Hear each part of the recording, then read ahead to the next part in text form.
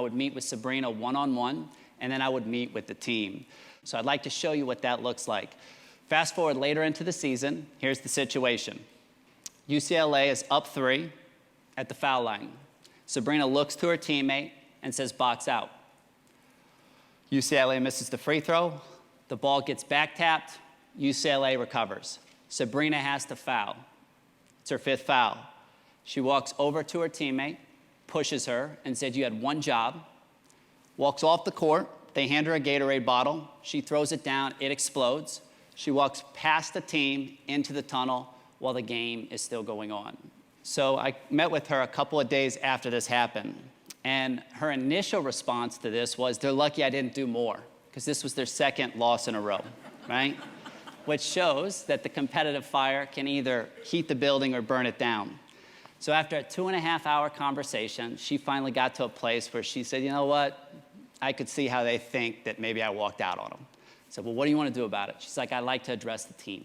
So the next day, we walk in, and she opens up the conversation with the team. And she says, I see how you guys could think that. I apologize for that. I'd like you guys to do one thing for me. I'd like everyone to go around the room and tell me how I could be a better leader.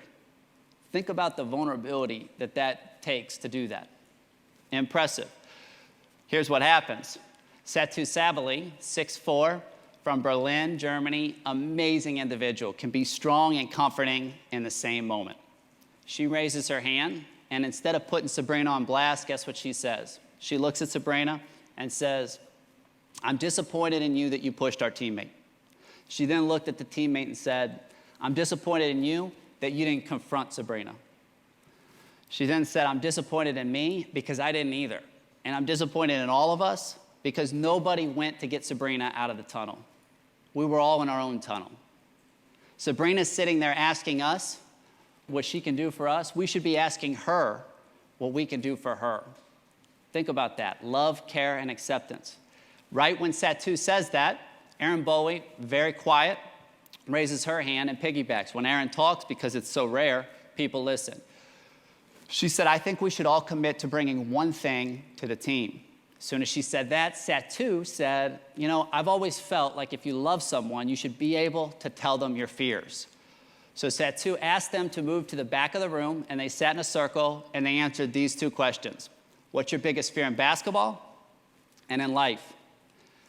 Wasn't a dry eye in the room.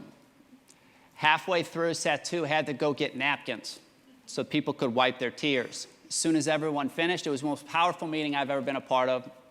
I left the locker room to let them close it on their own.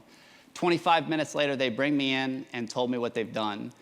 They've combined ideas from both Satu and Erin. On the napkins that contain their tears, they wrote one word that they were going to bring to the team. Assurance was Sabrina's, support was Satu's. They hung those in the locker room, and the team theme was Rise Above. Everything I would message from that point forward was going to be centered around the team theme, Rise Above, and then for Sabrina, it was going to be around assurance.